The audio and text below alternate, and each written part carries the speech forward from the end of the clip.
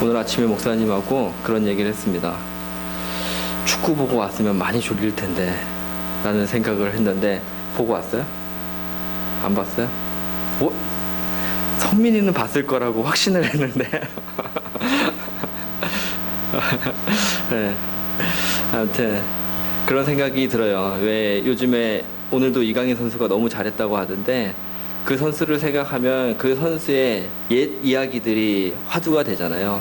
처음에 슛돌이 나왔던 시절부터 해서 그런 영상들도 사람들에게 이슈가 되고 많이 사람들로 하여금 어떤 언급이 되게 됩니다. 왜 그런가 하면 지금의 이강인 선수라든지 지금의 어떤 모습을 살펴보려고 하면 옛적의 모습부터 거슬러 올라갔을 때 제대로 이해할 수 있기 때문이죠. 저희가 오늘 아주 어떻게 보면 좀 읽기 어려운 낳고 라고 하는 말들이 반복되는 것 같은 내용을 살펴보려고 합니다.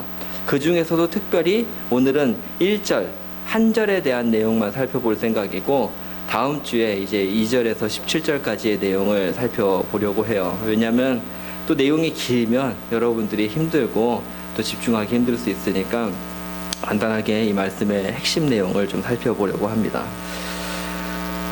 태백산맥 책 읽어보셨는지 모르겠습니다. 그 책의 작가 조정래 씨가 16년에 발표한 책이 있습니다. 풀꽃도 꽃이다. 이 책의 서문을 보면 이런 내용이 있습니다. 자신이 글을 쓰는 데 있어서 가장 어려운 부분이 어딘가 하면 첫 문장이다. 그러니까 소설을 쓰려고 할 때 그 소설책을 딱 펼쳤을 때 보게 되는 첫 번째 만나는 그 문장을 쓰는 것이 가장 어렵다는 것입니다. 그래서 이 한 문장을 어떻게 써야 되는지 몇 날이고 몇 달이고 고심하고 쓰고 고치고 하는 작업을 한다는 것이죠. 연애 편지 써보셨습니까? 요즘에는 연애 편지를 안 쓰죠. 그죠? 연애 편지란 말 자체가 이제 나이 든 사람의 말이 되어버린 것 같은데, 뭐 문자를 하든지 톡을 보내든지 내가 어떤 마음이 있는 사람한테 말을 건네려고 할 때 그 첫 문장을 쓸 때 얼마나 고심이 되겠습니까? 사실 제가 이 일 같은 말에 공감이 할 수밖에 없는 것이, 설교를 쓰려고 할 때 보면 매우 설교를 어떻게 시작해야 되는지 고민하게 됩니다. 소설 같은 이제 뭔가 읽을 때도 여러분들이 그 책 조금 펼쳐서 몇 장 읽다가 야 이건 재미없다 하고 덮어버리잖아요. 근데 마찬가지로 제가 알거든요. 설교를 여러분들이 이제 막 듣기 시작하려고 했는데 야 그냥 그렇네 싶으면 앉아 계시고 눈은 떠 있는 것 같은데 귀는 닫은 상황, 안 들으신다는 걸 제가 알기 때문에 그래도 시작할 때 여러분들한테 어떻게 하면 조금이라도 들어볼까 하는 마음이 들게 할 수 있는지, 또 어른들이 청중이고 또 나이 드신 권사님들이 계실 때는 그래도 어른들은 연륜이 있고 또 신앙의 연배가 있으시니까 좀 그런 어떤 도움을 드리는 내용 없이 바로 핵심적인 본론을 얘기해도 되겠다, 이 다양한 고민을 하게 됩니다.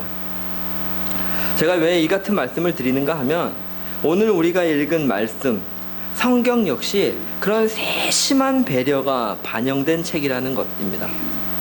한 사람의 소설가가 고민을 하고 첫 문장을 써도 그 첫 문장이 담고 있는 뜻이 심오하고 섬세합니다. 그런데 하나님의 뜻이 반영된 첫 문장, 하나님의 배려가 세심한 기획이 반영된 첫 문장이라고 할 때 그 글은, 그 문기는 굉장한 의미를 갖고 있지 않겠습니까?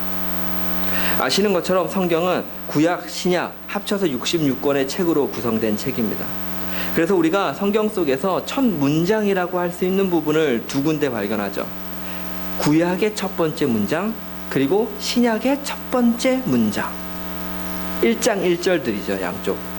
그리고 이 둘은 하나의 책이기 때문에 긴밀하게 연결되어 있습니다. 구약의 첫 시작이 저와 여러분이 다 아는 구절이지 않습니까? 외울 수도 있습니다. 있죠? 있을 거라고 생각합니다. 창세기 1장 1절, 태초에 하나님이 천지를 창조하시니라. 이 말씀이 왜 주어졌습니까? 하나님이 이스라엘 백성들을 출애굽시키셨습니다. 모세를 선두로 하여서 그를 사용하셔서 이스라엘 백성들을 400년의 노예 생활에서 해방시키신 거죠.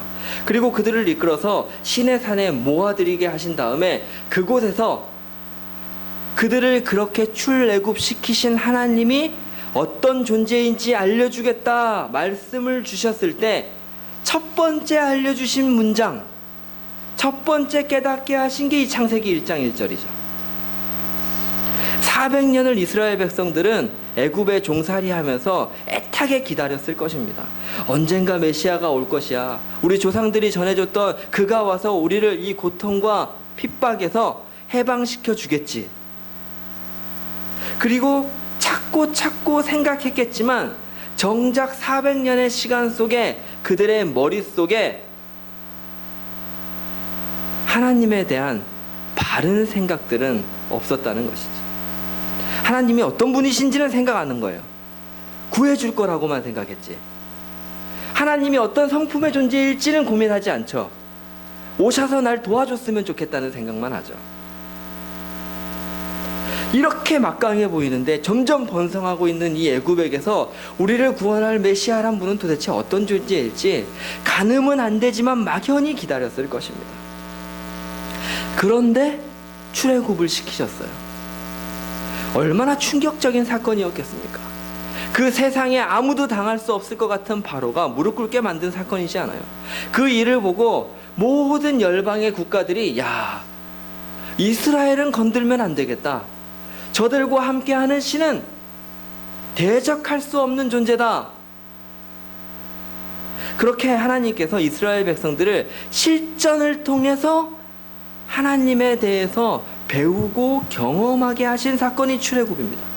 그런데 경험을 했으면, 만났으면 이제 그분이 어떤 존재인지 머릿속으로도 알아야 된다는 거죠. 정확히 이해할 필요가 있는 거지 않겠습니까? 그래서 알려주신 거죠. 본래 예수 믿기 전에는, 교회 다니기 전에는 하나님에 대해서 물어보면 이렇다 저렇다 다 말할 수 있어요. 여러분들이 여러분들의 친구들에게, 또 학교 가서 그렇잖아요. 대학 가서 친구들한테, 교회 안 다니는 친구들이 있어서 만나서 놀면 야, 너는 너한테 신은 어떤 존재야? 하면 저마다 다 다른 대답을 합니다. 그럴 수 있어요. 어떤 말이든 할 수 있어요. 그런데 구원을 받은 사람, 하나님이 선택해서 이제 하나님을 만난 사람은 분명히 하나님이 어떤 존재인지 알아야 한다는 것이죠. 여러분도 그렇지 않습니까? 우리가 한 교회를 다니고 한 공동체에 있고 함께 배우고 있는데 저마다 다 지금 머릿속에 하나님을 떠올려 보세요 그랬더니 다 다른 게 떠올라요.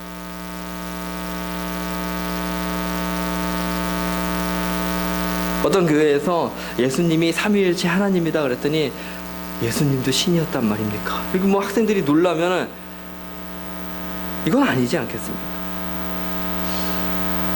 그래서 우리가 좀 더 잘 배우고 좀 더 정확히 예배하기 위해서 애쓰는 과정에 저희가 있는 겁니다. 예배 드리면, 우리끼리 예배 드릴 때는 일어나라 앉아라도 잘 안 하더니 여기서는 또 시작할 때도 일어나야 되죠. 중간에 헌금할 때도 일어나죠. 또 뭐 순서들도 많은 것 같죠. 왜? 머리로만 하는 게 아니에요. 예배는 몸으로도 드리는 거거든요. 전 인격으로 드린다고 하는 건 몸과 마음 온 것을 다해서 하나님 앞에 드리는 시간이기 때문에 우리가 하나님 앞에 이렇게 애써 보는 것입니다. 사실 이게 우리 삶의 근본적인 베이스가 되어야 합니다. 글을 쓸 때 첫 문장이 적혀야 그 다음 문장들이 쌓여서 한 편의 글이 될 수 있는 것처럼 창세기 1장 1절이 저와 여러분의 마음 가운데, 신앙인의 심정 가운데 제대로 자리 잡아야 신앙생활을 잘하고 뭐가 있는 거예요.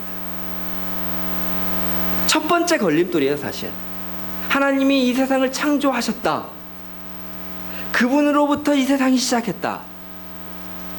이게 받아들여져야, 그러니까 인간의 죄인이고 뭐고가 믿어지는 거고, 그러니까 그분이 날 위해서 사랑하시고 구원하실 수 있구나. 이게 뭐 다음이 진행이 된다는 것입니다.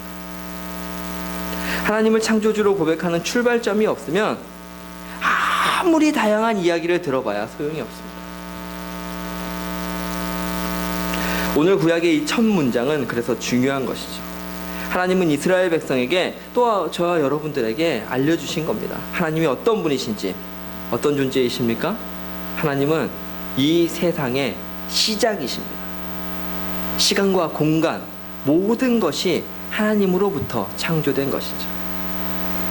그리고 사실 그 이후에 기록되어 있는 모든 구약 성경의 내용은 그렇게 창조된 인간이 죄인이 되어서 그 죄인으로서 살아가는 모습이죠. 반복되는 그 죄인의 모습을 구약 성경이 쭉 적고 있는 겁니다. 그죠? 다양한 모습 속에서 이것만 있으면 소망이 없어서 같이 얘기하고 있는 게 뭐예요? 그렇게 죄인인 인간을 계속해서 구원하시고자 하는 하나님의 은혜의 방편들이 제공되고 있는 거죠. 어떤 때는 약속을 맺으시는 걸 통해서, 어떤 때는 회개하라고 촉구하시는 걸 통해서, 어떤 때는 선지자를 보내서 너희 그렇게 하면 망해! 막 이렇게 겁을 주시면서까지 회개하고 용서하고 죄와 은혜가 반복되는 역사, 이게 구약입니다. 그렇게 반복되는 역사를 통해서 구약 성경은 메시아를 바라보도록 하고 있습니다. 그 모든 것의 시작이 오늘 1장 1절에 있는 것이죠. 그리고 또 하나의 시작, 오늘 우리가 본 신약 성경의 시작은 이렇게 적고 있습니다. 아브라함과 다윗의 자손 예수 그리스도의 계보라. 그런데 사실 여러분들이 성경을 유심히 읽으신다면 시간의 순서대로 배열한다고 볼 때 마태복음 1장 1절보다 더 앞에 나와야 될 글귀가 있습니다. 어디일까요? 요한복음 1장 1절이죠. 그죠? 여기는 아브라함과 다윗의 자손 여기서 시작하는데 요한복음 1장 1절은 태초에 말씀이 계시니라로 시작하잖아요. 그죠? 근데 왜 이 말씀이 아니라 마태복음 말씀이 신약의 첫 문장이어야 됐냐? 이유가 있는 것이죠.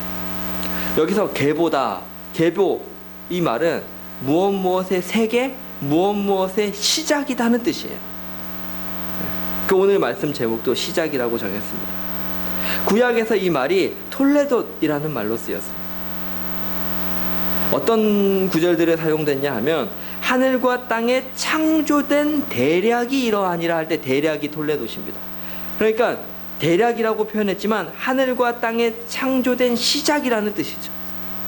아담의 계보다, 노아의 시작, 창조, 아담, 노아, 홍수 이후에 새 인류가 어떻게 시작했는지, 아브라함을 부르신 일의 대략이다 할 때 이 같은 톨레도시란 말들이 다 사용됐습니다. 그러니까 우리가 생각할 수 있죠. 성경에서 구약 시점에서 보자면 이 톨레도시란 말이 사용된 시점들마다 변화가 일어났어요. 매우 중요한 시작점들마다 이 말이 사용됐다는 거죠.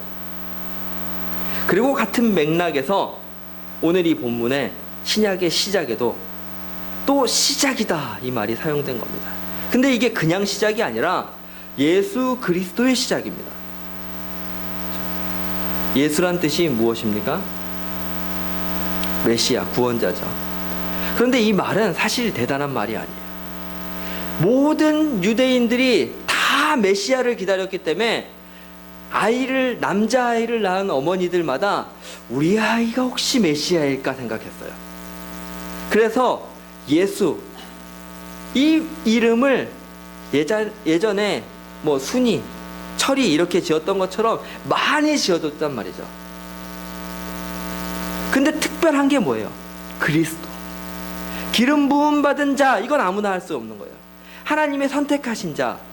그래서 왕이나 선지자나 제사장만 받는 이 기름 부음, 하나님이 택하셨다는 증거인 기름 부음이 그리스도, 예수의 이름에 붙게 되는 것이죠. 예수 그리스도의 톨레도시다, 그분의 시작이다. 마태복음 1장 1절은 이렇게 선언하고 있는 것입니다. 그러니까 이스라엘 백성들 입장에선 예수? 그러면 눈 한번 가겠죠. 근데 그리스도예요. 함부로 붙을 수 없는 그리스도가 붙어 있어요. 그러니까 이게 뭐지? 하고 생각했는데 톨레도까지 붙어 있어요. 그러면 유대인들의 입장에서는 무시할 수 없는 문장이 지금 적혀 있는 거죠, 지금.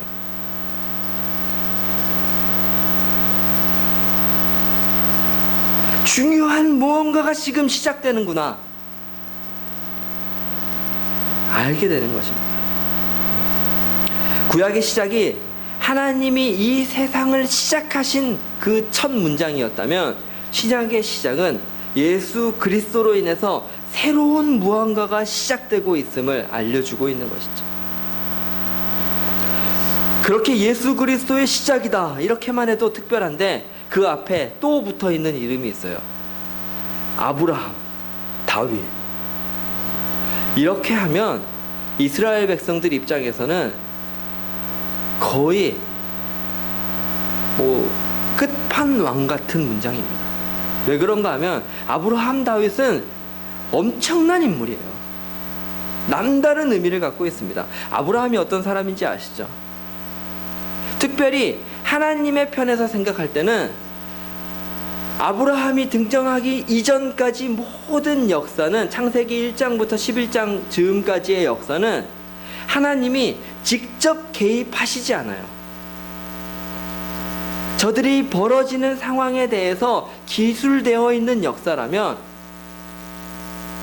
아브라함부터 시작하는 역사는 하나님이 이 세상을 구원해야겠다 라고 마음 먹으시고 한 사람을 택해서 개입하시기 시작하는 게 아브라함이에요. 한 사람을 불러 사용하셔서 새 민족을 세우셔야겠다 하고 작정하시는 시작이 아브라함이라는 겁니다. 노아 홍수를 거쳐서 하나님이 무지개를 통해서 백성들하고 약속을 하셨지만 인간들의 선택은 바벨탑이었어요. 그런 세상에 하나님이 구원을 베푸시기 위해서 선택하신 인물이 아브라함입니다. 그래서 세워진 민족이 이스라엘이죠. 그러니까 자기 민족의 시초 같은 인물이 아브라함인 것. 다윗은 더 특별합니다. 하나님의 나라를 위해서 이 땅에 구별된 왕으로 세운 사람이에요. 그래서 이 사람이 얼마나 특별했던지 오늘은 살펴보지 않겠지만 2절부터 17절까지 이어진 이 족보의 내용 가운데 다 그냥 이름만 적혀 있는데 6절에 보면 다윗은 뭐라고 적혀 있냐면 다윗 왕이라고 적혀 있어요. 그가 맡은 직무와 책임이 굉장히 특별했던 겁니다. 그래서 선지자들마다 그 이후에 모든 자들이 다윗의 후손이 메시아가 된다, 다윗의 후손으로 구원자가 오신다 예언하였던 거죠.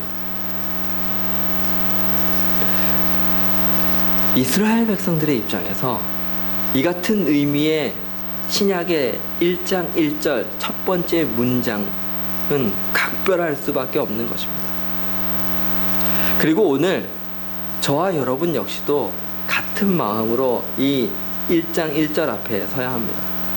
아브라함과 다윗의 자손 예수 그리스도의 계보라 이 말 앞에 저와 여러분이 섰을 때 같은 점검, 신앙에 대한 되돌아봄이 있어야 하는 것이죠.